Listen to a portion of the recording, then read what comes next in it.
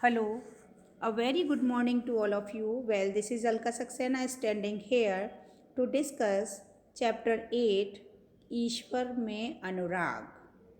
जैसा कि आप सभी जानते हैं बच्चे कि हमारा जो हिस्ट्री का चैप्टर है चैप्टर नंबर 8 ईश्वर में अनुराग, यहाँ पर आज हम पढ़ने वाले हैं दक्षिण भारत में भक्ति संत। साउथ में हमारे बहुत सारे ऐसे संत हुए हैं जिसको हम इस चैप्टर में डिस्कस करने वाले हैं। तो सबसे पहले 7वीं से 9वीं शताब्दी के बीच कुछ ऐसे धार्मिक आंदोलन हुए थे जिनका नेतृत्व नए नारों ने शैव संत और अलवारों ने वैष्णव संतों ने किया था। ये संत सभी जातियों के थे जिसमें कि पुलैया और पनार, ये दो जातियां ऐसी थीं जो अछूत मानी जाती थी उस समय में। आप इनको अस्पृश्य भी कह सकते हैं, दलित भी कह सकते हैं।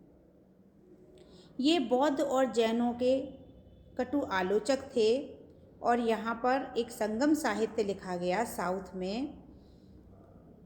में जो संगम साहित्य लिखा गया उसमें इनकी रचनाओं को लिपिबद्ध किया गया है। ये जो नयनार और अलवाड़ लोग होते थे ये घुमक्कड़ साधु संत थे। अब आपको लग रहा होगा कि घुमक्कड़ क्या है, यानी कि जगह जगह घूम घूम कर ये देवी देवताओं की प्रशंसा में सुंदर सुंदर कविताएं लिखते थे, उनको संगीतबद्ध करते थे और उनको गाते थे। नयनार जो संत थे वो 63 थे।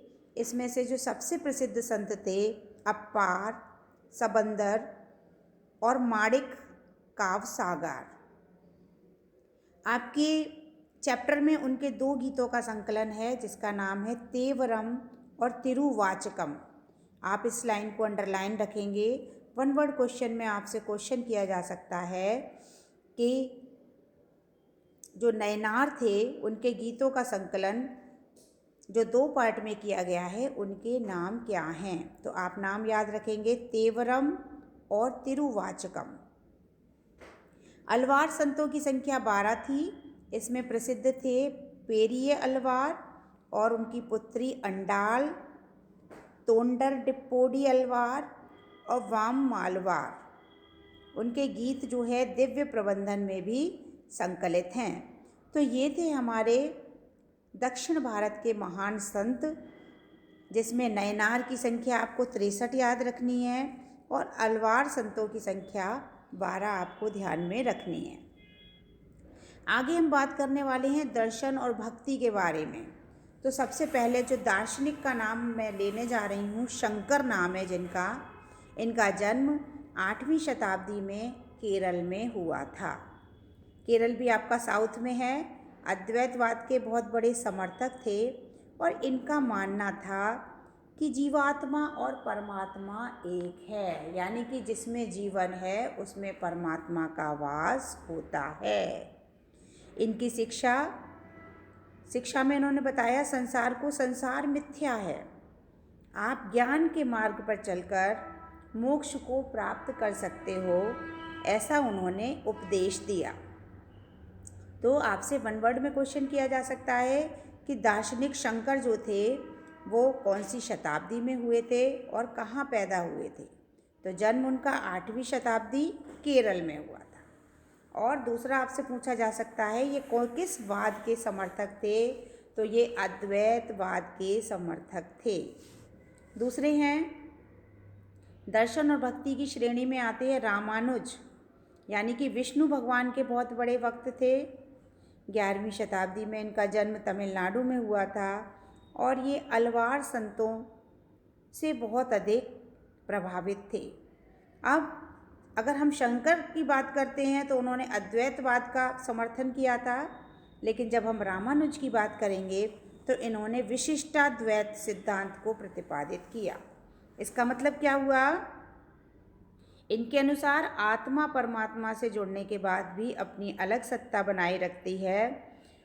शंकर जो थे उन्होंने शंकर के शैव के बहुत बड़े समर्थक थे, लेकिन रामानुज विष्णु भगवान के बहुत बड़े समर्थक थे। इन्होंने बताया कि विष्णु के प्रति भक्ति से ही मोक्ष प्राप्त होगा।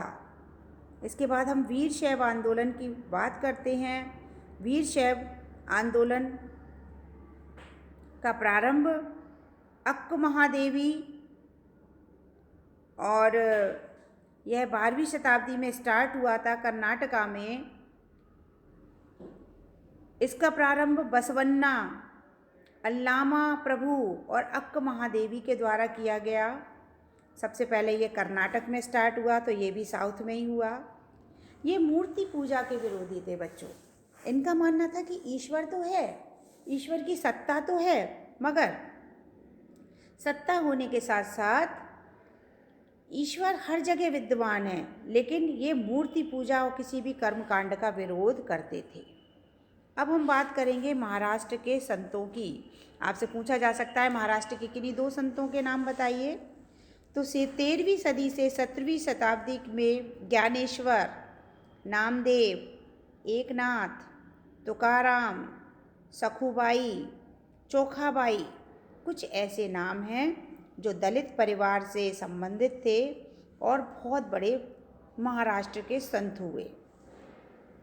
भक्ति की यह परंपरा पंढरपुर में विट्ठल विष्णु का ही एक रूप है, वहाँ से हमें देखने को मिलती है।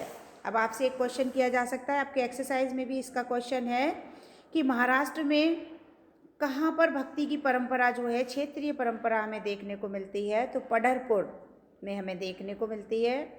यहाँ के जो संत कवि थे महाराष्ट्र के, उन्होंने कर्मकांड, पवित्रा के ढोंग और जन्म पर आधारित सामाजिक अंतरों का विरोध किया है। इन्होंने बताया कि परिवार में साथ रहकर हम ज़रूरतमंदों की सेवा करके जो है ईश्वर को प्राप्त कर सकते हैं। इसका मतलब जो महाराष्ट्र के संत थे उन्होंने सभी कर्म कांडों का विरोध किया और बताया कि हम गरीबों की सेवा करके भी ईश्वर की प्राप्ति कर सकते हैं। तो ये हमारा चैप्टर 8 का पहला वीडियो है, इसको आप देखें, पढ़ें। Thank you.